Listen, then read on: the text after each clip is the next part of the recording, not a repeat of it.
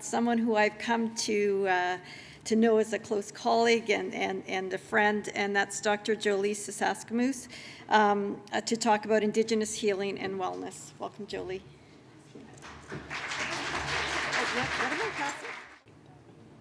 Good morning.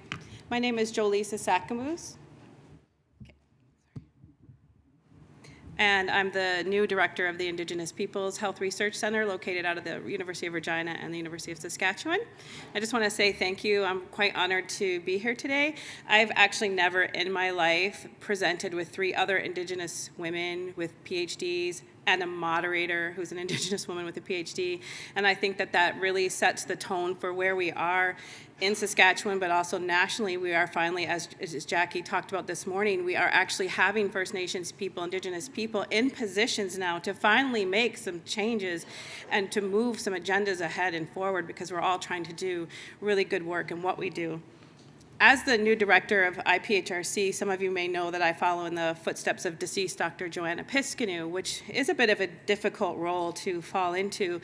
But also the challenges are that IPHRC went dormant for a couple of years. And so when I came on board, the demand that had been backlogged in addition to what we were facing when we opened the doors again was astounding, and quite honestly trying to just navigate how to support community, because that's what we do, we support community in navigating some of these health issues that we face.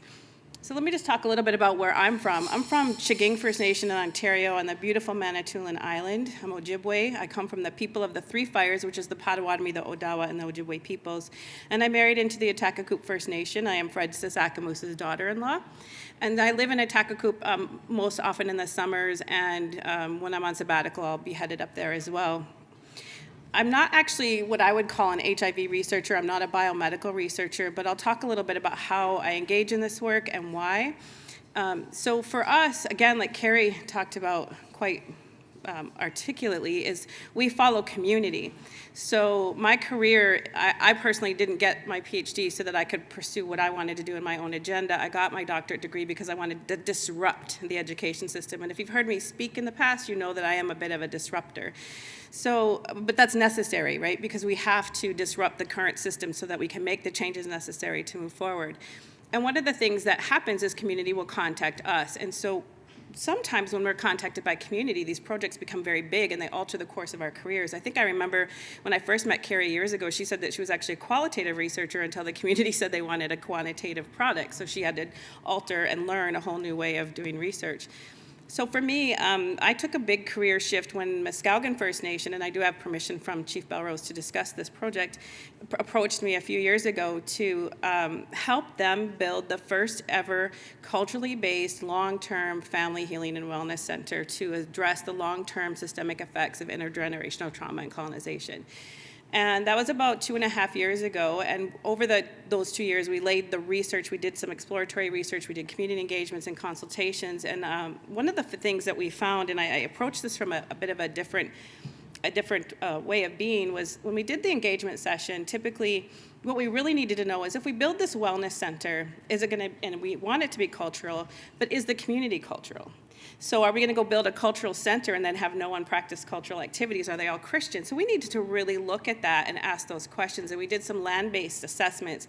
So typically you might want to do a cultural connectedness scale, but we were finding with the cultural connectedness scales that people, if they didn't even know what smudge meant or pipes meant or lodges meant, they couldn't even answer the question. So we went more to land and nature connectedness. How connected are you to the land? Do you like to pick medicines? Do you like to hunt? Do you like to gather? Do you like to tan hides? And so when we started to ask questions in that way, we started to move from a disconnect to 100% connect. And even if we said things like, are you connected to the sweat lodge? You might get a 50% response rate of yes. Are you connected to a Christian prayer? It might be 50%. But are you connected to prayer was 100%. And that's when we started to notice that pretty much the majority of Indigenous people are spiritually connected and spiritually grounded in some way. And I think that is what the major difference is between Indigenous ways of knowing and non-Indigenous ways of knowing. That Indigenous people really have teachings from the old ways which tell us to live on the land, to be supportive of the land, to sustain the land. That is our duty and our job. Whether we're colonized or not, there's an innateness in which we keep that moving and we keep that going. And so what I'm going to talk to you today is not so much about the statistics of HIV and what's going on with the population, but I'm going to talk to you about the resiliencies and the healing aspects.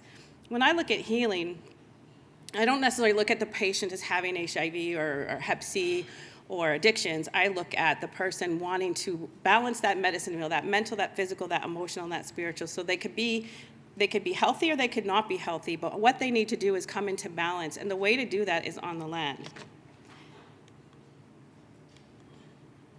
So I'm just going to start with some teams that I've built over time. We have a health advocacy and research training program. This is one of my older teams. But what we were trying to do is build health advocates within each community to go out and do some workshops and some trainings on how to become healthy individuals. And this was my first team a few years ago. They are now scattered, and actually Nicole is here, so this is kind of nice to see. Like, they started out here and they're actually doing really good things with their career. But I want to get to some activities that we do. So one of the things that is that Muskowgan has discovered is that there is going to be a strong land-based component, horse-based healing, traditional medicine picking, things like that. When I work in a Takakoop, we have the Know Your Status HIV program with Dr. Stu Skinner.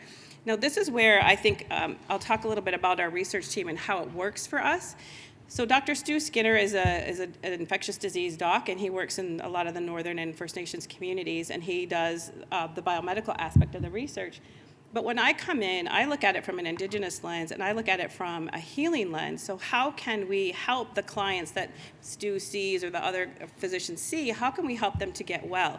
And so we get them on the land. We take them out in the community, and we build teepees, and we have cultural programs, and we have activities, fishing. I just got a National Indian Brotherhood grant last year that I just wrapped up, where I spent the whole summer last year in a Takakoop just getting the infrastructure in place to have hide tanning, to have these activities that happen on a regular basis so that the community can participate in them. And one of the things that Muskowgan identified, for example, is they wanted hide tanning, but they have a very small community, and they identified that they didn't have any hide tanners left in their community. So one of the things I do as a researcher is try to make those connections between communities that have those cultural activities and teachings and bridge them to the communities that don't. Usually they know each other. We're all in Saskatchewan. There's usually family members. And then we bridge that. We bring that hide tanner in from a Takakoop to Muskowgan, and we translate that knowledge over. To me, that is another way of doing knowledge translation so that we can get that activity back into the community and restore that cultural activity. A lot of times our elders are dying, the language is dying, so we have to really bridge that gap right now between what elders we have left and how to get that knowledge out of them. And this is a very interesting story. I've been working with this medicine person in a Takakoop all summer on different areas of medicine picking and bringing clients through. And one of the things that happened on my last week there, he invited me over to his house, and I invited one of the members of Dr. Skinner's team. And when we got there, he had tarps laid out, and he had all these medicines laid out.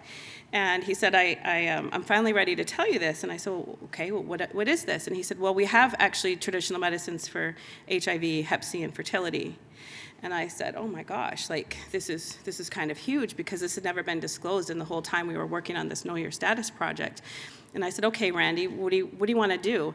And Takakoop just built a brand new health center, phenomenal, state-of-the-art health center, helipad. I mean, it's just an amazing, amazing space. And he said, I would like to get our people access to these medicines. And I said, are you ready for this? Like, a lot of you in this room might not understand that it in itself could be a political process, because who picks your medicine could be as important to you as, you just don't go to the pharmacy and grab your Tylenol off the shelf. If someone picked that medicine who maybe used drugs and alcohol, and you know that, you don't necessarily want that medicine. So I said, are you ready to begin the conversation about bringing this into the health center? And he said he was ready. And he descends from, his mother was the the oldest living elder on the reserve who actually passed away, I believe, last year. And she was one of the medicinal people as well, carried a lot of that knowledge. And as her son, I think he's a little nervous to step out into the community. He does not declare himself as a medicine man, but he certainly has that traditional knowledge.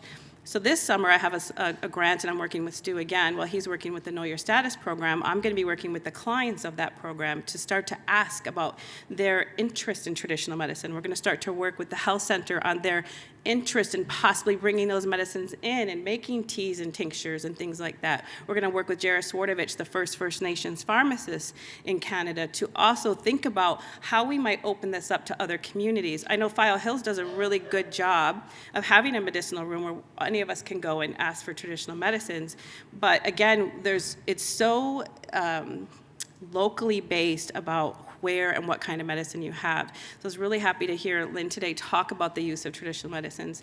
I myself, when I was pregnant, got kidney stones and had no outlet for any kind of treatment, and I went and got traditionally doctored twice, and they went away. So I know personally the power of prayer and the power of healing in that way. I also recently they said I had a gallbladder problem, and I went to, again, another prayer session, and again, the issue went away. So I believe that, and as Linda said, she's gone many, many years on traditional medicines alone, but there is also that fear. And that fear is, if we disclose this, will they come and rape our lands for our medicines and then put them in bottles and put them in pharmacies, and then we don't have access to our own medicines? And this happens all the time. It's happened with past medicines. So I think that we have a long way to go in terms of deciding how we're going to move forward with traditional medicine, but also those land-based activities I try to bring in no matter where I'm at. The issue in the cities, though, is that we don't have access often to lodges. We don't have access to traditional teachings. We don't have access to elders. And the elders that we do have are so overtaxed and in demand that we can't always use them, or we use them up. So one of the things I think is really beneficial to understand is trying to change the landscape within the urban environment. Now, not everyone is as ambitious as I am, but when I get frustrated with something, I want it changed. And so I built a lodge within the University of Regina on the second floor of the education building. And it is a healing lodge and wellness clinic. It's a beautiful, beautiful space. And we built that space to be culturally responsive to Indigenous people. So if they want to go there for group counseling or individual counseling, that they feel safe and secure. And we built in all the elements, the 4 directions, the water, the earth, the rocks. And it's interesting because it has a round feel, but it's in a square building. I should have brought pictures today. And one of the things that Muskowgan is doing is, as we get ready to build the new treatment center, they came and looked at my space, because even though it's Muskowgan and we don't have the limitations of being in a Western institution, we can do a fresh build. Building circular structures is expensive. So they're very interested in how we rounded out a space within a square space, which is more cost efficient. So even though we're going to be on a First Nation, we still have those limitations of cost and effect. And I want to explain a little bit about this whole idea of patient-centered research and community-based research, because as we are talking about building this new build, Stu and some other docs said, hey, this might be a good idea, as we're asking Health Canada for money to maybe put in a primary health care unit or some health rooms that physicians could come and see patients. Again, like I flow back and forth between Indigenous and Western ways of knowing, and I said, oh yeah, that's a great idea, I'll bring it up to Chief. And I mentioned it to Chief, and I said, do you think we should do this? And the first thing he said is, we can't even ask that question until we have ceremony. So I'm writing a grant, or I wrote a grant to support this journey with Muskowgan, and I'm trying to figure out, how do I write into the proposal that we want to have an engagement session on primary health, but we can't do it till after ceremony, and if the ceremony says we can't do the engagement, then we won't, but if we can, we will. So, you know, we as Indigenous PhDs have such a difficult job of navigating these languages and getting these deliverables in this Western way,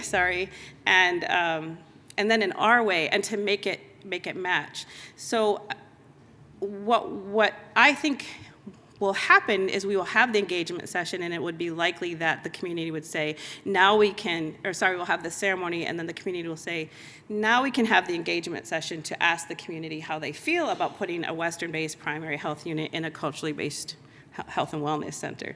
So there's a lot of complexities when dealing with our people with health and wellness and trying to get them to see that it is community focused and is community based. I often have researchers approach me. I think I get, now as director of IPHRC, I probably get 3 to 5 emails a week asking for advice, support, consultation, and how people can do things better and in their research. And my first statement is, go get a community to tell you what that is. Don't come to us to have us tell you what that is. Go get in a community that wants some skills that you have, some abilities, some gifts that you have that you can share, and then ask the community to navigate you through. The problem with that is, as in PhDs, often we are very arrogant. We have been trained that we're the experts, and so for someone else to tell us without a degree how to maneuver is not very well received by a lot of people. And then when you get to the point on data that you don't own the data, that you don't have any business keeping the data or sharing the data or interpreting it without community approval, that turns a lot of Western-based researchers off. And so one of the roles we have at IPHRC is to navigate that journey with these researchers who come into us and say, we want to work with Indigenous people. Okay, you can work with Indigenous people. Have you learned about OCAP? Know what's OCAP. Okay, you better learn about OCAP before you come and try to work with Indigenous people. OCAP means that First Nations people can own their data and you can't. Can you handle that? Because a lot of people really cannot handle that. I have constantly give talks where people chase me out of the room after and tell me from their community that they've had an OCAP violation and they don't know what to do. We have people collecting blood data and using it at conferences. We have people collecting language data and using it on DVDs and not giving it back to community. So these are the things that I and IPHRC are looking at supporting as we move in this journey. When we start to do this work with HIV populations, some of the issues that have been coming forward in the province recently are people attempting to maneuver in our communities without community sanction. And when you start talking about using animals or collecting blood and not having Indigenous eyes on that, you're talking about a whole bunch of violations that are going to happen. So we as a province need to support the Federation of Sovereign Indigenous Nations in moving forward with the First Nations Information and Governance Center. We need OCAP Watch. We need to support that this data that is being collected on our people belongs to our people. And if our people can't own it, then we need to be, as researchers, good stewards of keeping that data safe for the community until they have capacity. And that's one of the areas IPHRC is going to be working toward in the future, is building that internal capacity within communities so that they have their own OCAP officers or information officers. Let's get back to the land a little bit. Some of the things that so this is actually a class that I taught at the U of R. I took them out, it was Aboriginal Family Therapies. I took them out, they did a teepee build, we built a sweat lodge. I did not take photos of the sweat lodge because where I come from, we wouldn't put that up for people to see. So there was a sweat lodge being built by the men. The teepee was being built by the women. It was about a 2-day event, and we ended up in sweat at the end of the day with the entire class, and that was with Noel Starblanket and Alma Poitras. On my course evaluations, my students said that this was by far the most important experience that they'd ever had, like sitting in a lodge for the first time, experiencing what it is. I often ask my students to do that. I teach in counseling, so I have a unique field. My students are becoming therapists. So I always say to them, do not ask your client to do anything that you yourself can or will not or have not tried. Don't ask them to go to AA if you've never gone to an AA meeting and know how difficult it is to get out of that car and into that room and identify yourself as an addict or an alcoholic. So I make my students go through those experiences so they can understand what they're taking on or what they're asking people to do. And what I find, my uncle invited a group of my non-Indigenous students to sweat in Fort Capel. And then after that, he said, I'm going to invite those 3 gentlemen to come up to our Sundance this summer. You bring them up there. And they came. They were nervous, and they were men. So once we got there, they went and did the man thing, and I didn't see them all weekend barely. And after the Sundance, we were sitting under a tarp, and I remember thinking, like, I wonder how they're doing, and I was checking in with them, and they were right at home, and the little old cookum said to me, my girl, you better give those young men an A. They were, so I had realized that my students had actually just become part of the community, and the next summer, which was last summer. I went up for Sundance and fasting, and the cookum said, "Where are those young boys?" They actually wanted them to come back, and they weren't young boys; they were in their 30s. But you know, it just, like, I think I get the question a lot: can non-Indigenous people do this work? I say they can do it, but they shouldn't lead it. They shouldn't lead it. They should be led by an Indigenous scholar or an Indigenous person or an Indigenous community. But yes, they can do this work. I don't have capacity in Regina. You have 50 First Nations faculty here. We have 5. We have 5 Indigenous faculty. Number of students, I couldn't even tell you. You probably know that number better than me. But it's not thousands. So we don't have the capacity. If I don't have non-Indigenous people on my side and helping me and allies helping, I won't get the work done. Now, is that my long-term goal? No, of course not. I always want to build capacity in our community and in our people and in our students, but it's going to take time. And with IPHRC being dormant for 2 years, we have a lot of capacity building to do. My biggest takeaway from this today is really about the land-based healing and wellness. It is demonstrated quantitatively and qualitatively, but we don't need Western data to tell us that healing on the land works. We don't need data, but I will give you data for that. But the reality is, being on the land is the way that our people really resonate. It's where they really come back to life. It's where that breath of the mother, the earth, comes back to them. And so when in tune with the land and living from the land, the center, my son's umbilical cord is buried in a takakoop. He will always be part of a takakoop because of that grounding. No matter what happens, his umbilical cord has decayed there and fertilized the tree, and the food that we eat off that land came from my son's umbilical cord. So that's powerful, powerful. When I really thought of that, like how we're eating off the land that my son's umbilical cord is buried, that's how we carry that intergenerationally through. We are suffering from intergenerational trauma. We have addicts in our family. But the thing, and I think I said this at another conference, the thing is we take care of our people no matter what, no matter where they are, no matter who they are. I go home for holidays, my drug addict brother is there, our cousins who are troublemakers are there, we're all the same family. We have to live together. We have a lot of addicts in our family, and so I have a 6-year-old, and I get questions sometimes like, how can you let your son be around that? You go to my community, that's a lot of what there is. Would I never go home? You have to teach them how to navigate it. My son will be very well equipped to navigate addiction because he comes from it, but I pray to God that he won't ever have that affliction.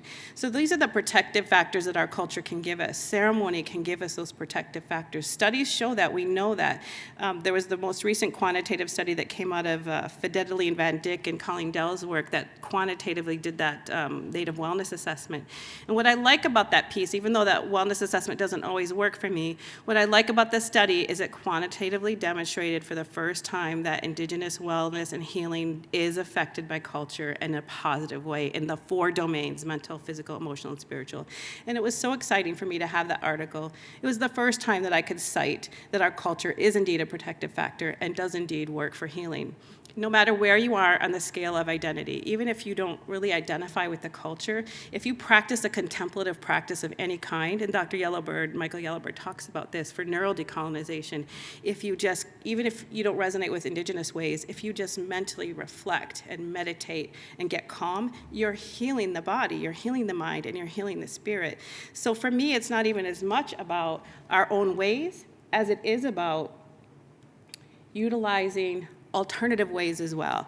So with my programs, if we're in an environment that doesn't have land, like at the U of R, we'll do some meditation, we'll do some yoga, we'll do self-care plans, we'll do expressive art. This is one of my favorites. We have a program called Natewahoan right now. It's funded by the Public Health Agency of Canada. It's a 5-year program where we run expressive arts-based therapeutic groups in PA, Moose Jaw, and Regina for Indigenous women who identify as descending from intimate partner violence, or not descending from, being in domestic violent relationships. And now this is kind of interesting because in Regina, they're in that new lodge that I built, and in PA and Moose Jaw, they're in other sites. PA and Moose Jaw they're okay, they're about 6 to 8 women in each group. Regina's grown to 21. And it was supposed to be capped at 12, but my facilitator keeps saying, nope, just keep taking them, keep taking them, keep taking them. And one of the interesting things that's happened in Regina, I don't have the data yet on PA and Moose Jaw, is that 99% of the women participating in the group for the second time are out of their violent relationship. I've never, ever heard of that before. 21 women, at least 20 are out of their relationship after 16 weeks of this program.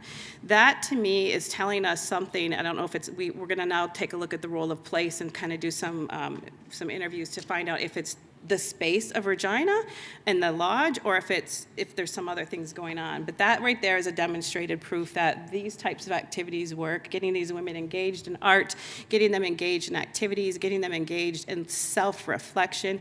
For so many people, looking at yourself when we take them through an exercise is the first time they've ever done it. And I'm not just speaking of Indigenous people. When I have a master's in counseling course and I say to my student, okay, this is multicultural healing, go do a cultural autobiography of yourself. What? I thought this was counseling. I thought I was going to learn counseling theories. You're not going to learn anything until you learn who you are. Because if you don't know who you are, how are you going to help my people or anyone else? So it's a challenge. How many in this room have actually looked at yourself? Look at yourself in the mirror and figure out who you are and how you contribute to the things that are going on around you. This is just some of the activities that they've done in the past. One of the things I love about doing expressive art with Indigenous people is so many are naturally gifted artists, and so I've done this with youth, and I've been just blown away by the masterpieces that come out.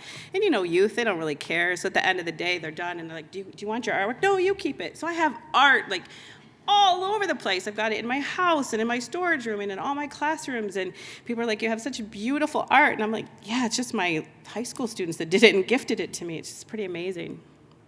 The other thing, I should have brought a picture of it, but the women of Naytahwehuen did a piece where each woman had her own kind of physical body that she was decorating and doing artwork over the 12 weeks of the group. And at the end, they put it together, so each head turned into a circle. And so it's a big circular piece.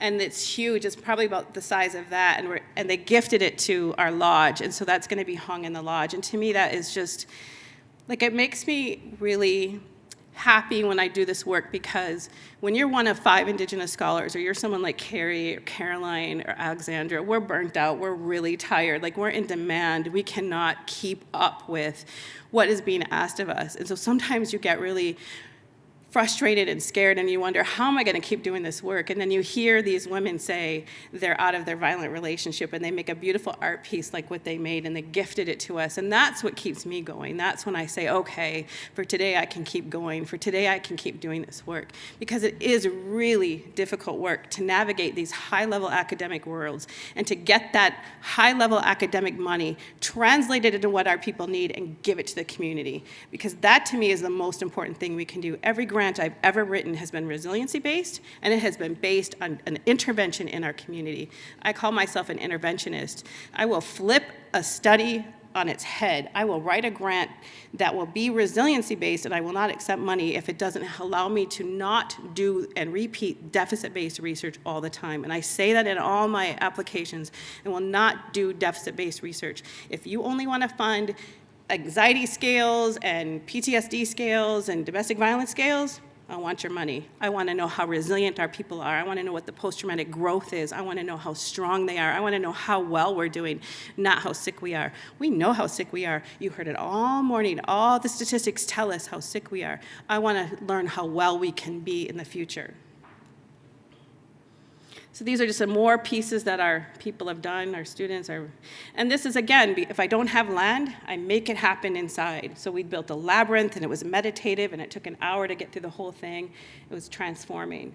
So some of the things we do are journaling, we do some addictions work, we do career plans, team building, working with youth. One of the things we're hoping to do with the graduates of the Naytahwehuen program is that we will actually train them to be arts-based facilitators, trauma-based facilitators in their own communities through the First Aid Arts program, which is a phenomenal program out of the US that was designed to help sex trafficking victims.